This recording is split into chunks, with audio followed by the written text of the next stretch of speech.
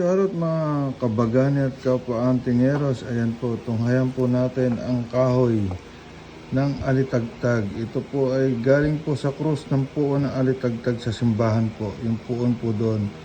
Ito po ay galing doon sa krus na yan. Itong kahoy na to. Ito po ay pinigtas pa ng aking lolo noong unang panahon. Na hindi pa balot na balot ang puon ng alitagtag sa simbahan. Yan po ang kapiraso ng nakuhang kahoy doon sa krus ng puon ng alitagtag. Legit na legit po yan.